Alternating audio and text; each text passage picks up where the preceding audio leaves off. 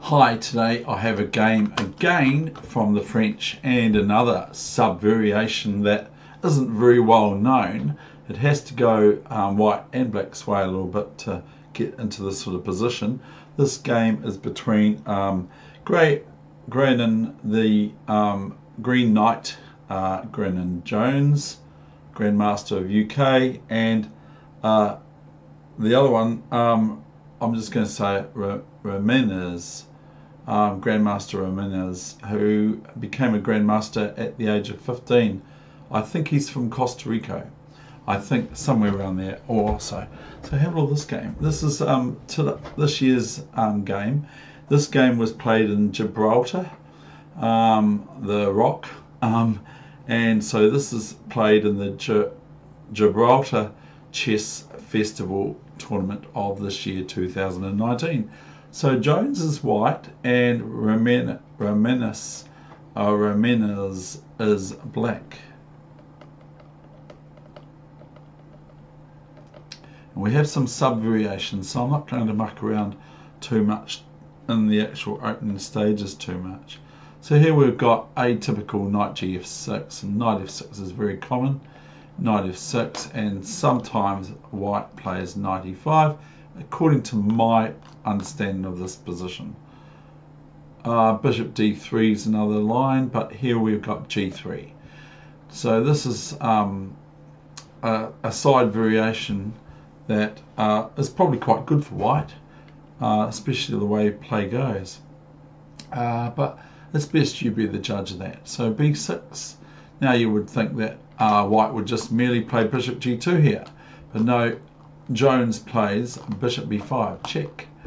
And so this makes the bishop come to d7, and here's a4, and I believe a6, and bishop e2, and then is it bishop d6 or bishop c6, and here we have another strange move. The bishop moves 3 times here. Bishop castles, not yet.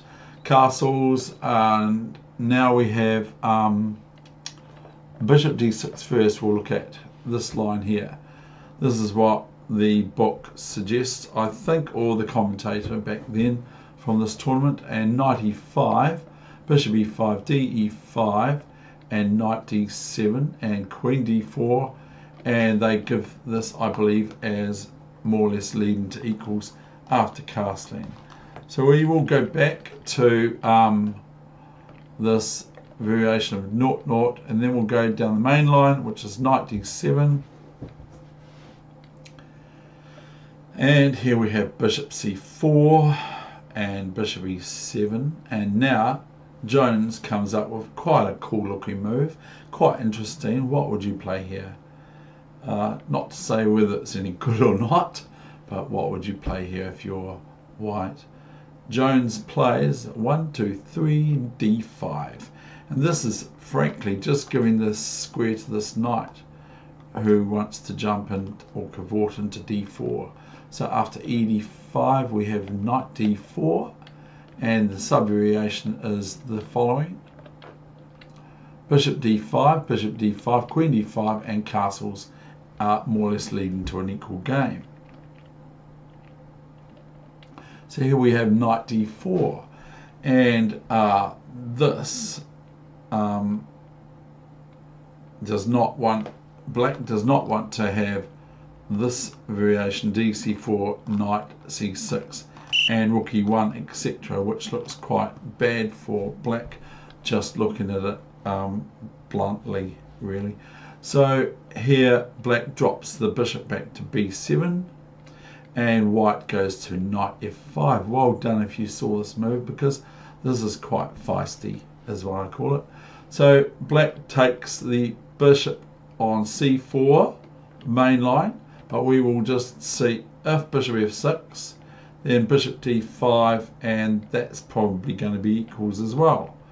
But black is equal to the task of white, plays dc4, and then of course we have knight g7 check, king f8, and everyone and their dog or in their house would play bishop h6 with the idea of maybe knight e6 check and winning the queen, as it's a discovery check with this bishop on h6 to the king on f8. So, but here we have a sub-variation. We have knight e5 for a move that black could have played that didn't. One other grandmaster suggested knight e5. So we have knight e5, quite some long analysis here. And then we have knight e6 check, not queen d8, because then that's going to be good for black.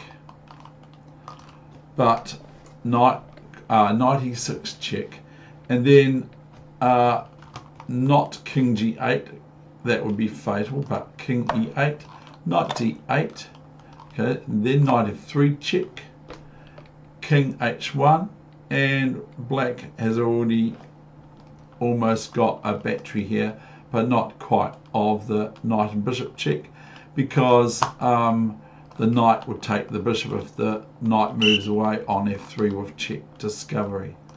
So here black plays rook d8 in the analysis, of course, and then we have queen c1, I believe, and then we have rook d5. This threatens the very, very strong looking fantastic move for black, rook h5 and rook h2 checkmate. So white now plays h4, I believe, or king g2. King g2, rook h5, threatening, of course, rook h2. Everything's all protected, checkmate. So white would play h3, not h4, David. And here comes this battery, knight h3, knight f3 to h4 check, and the checks cannot be prevented. So white has no way of getting out of this difficult situation. Let's try. I can't, because I will just go back here, and after knight here, check, the knight and bishop battery both coordinate beautifully to checkmate, not only stalemate, or only get a draw out of this for black, which is pretty good, really. So we'll just go right back to this analysis, which is knight e5, and now we will go down the main line, which is king g8, and then I am thinking it might be queen g4, or it might be knight f5, rook e1. And then we have bishop f6, I think. Now if knight f6, then we have knight f5. Very nice move to play, because of course if queen now takes queen on d1, thinking yes, we're going to swap off this major piece, then black would be met with knight e7 checkmate, which would not look good. So we have the following. So knight e7 checkmate is the next move for white, should black blunder and play queen takes queen. So we have bishop f8, and then we have queen c1, which is of course threatening queen g5 check. Now the next move is it bishop h6 or knight g4? I thought it was knight g4, and if queen g5, then we're going to get just a major swap off. So black is met with rook e8. Who saw that? Very hard to see. Now, of course, if queen e8 now, then we have queen g5 check, and checkmate after queen g7 next move. So that's no good. So what does black play now? Plays queen d7, no, queen f6. So that if queen g5 check, no good, because of queen takes queen and bishop takes queen and rook takes rook. The other one I want to show you is that if queen e8, then it's no good either to queen g5 check, if I haven't already said that. So after queen e8, queen g5 is final. Next move is checkmate thereafter. I think I showed that before. So we have queen f6, and then we have, what do we have now? We have knight e7 check. Wow, this is fantastic. Now this is forcing queen e7, isn't it? Because we can't do anything else. The bishop can't take because it's check. The king can't move because it's check with the bishop.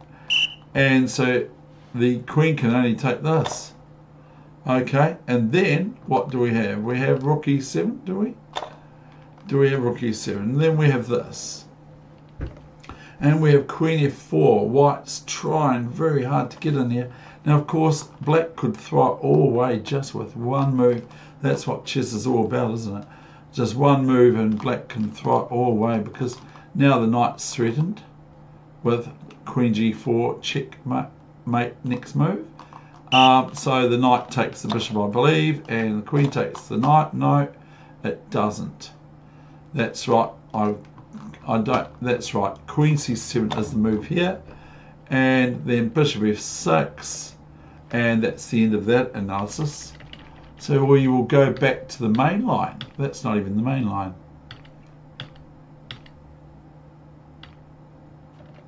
So rook e1, and here's where we left off before. Bishop f6.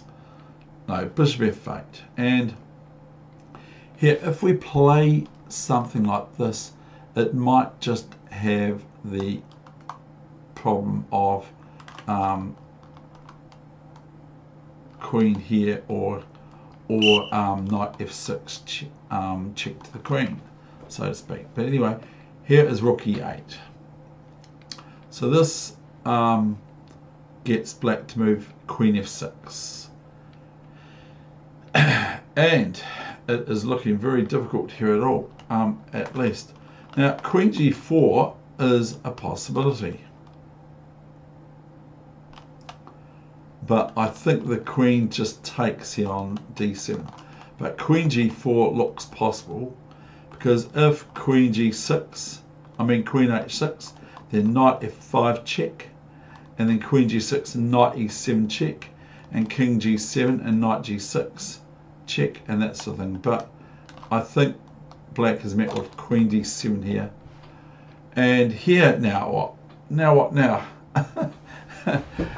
It's just amazing, really. This whole thing's amazing. Now black looks like they can play queen h6.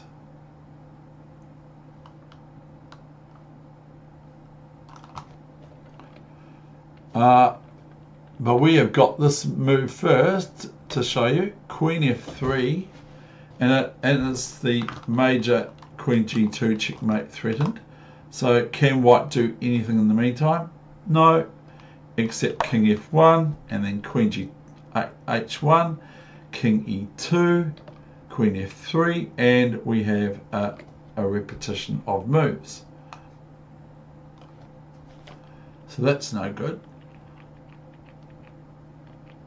So after this, black played rook e8. So queen f3, they're thinking is probably equals a draw. So we have rook e8 and knight e8. Now, here comes queen h6. And we have queen g4 check, queen g6, and now we have this knight f6 check battery. The knight cannot be taken, of course, because it's the queen is pinned to the king on g8. And then we have knight e8.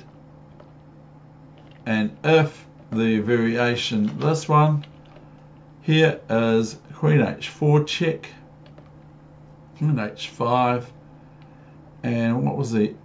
Yeah, queen f6, yeah, duh. And queen g6 and queen h8, threatening queen f8.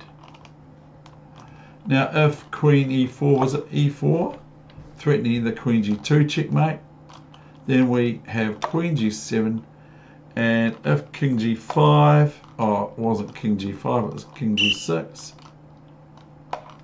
then queen g7 is very good for white. White's going to checkmate black very shortly.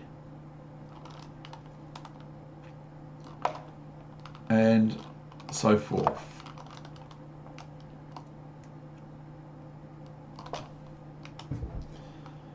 Then we have, do we have this move? Yes, we do. We have this move. If king here, then we have g4 check, which is really annoying. So we have king h3, we have queen check here.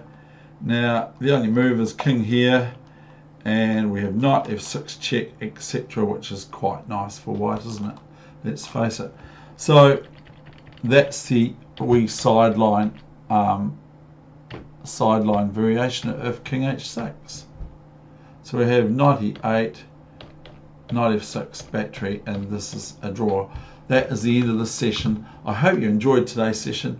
I certainly think it's a great game, really well worth looking into, and trying to look into whether or not your computer can find better moves than that played by either player.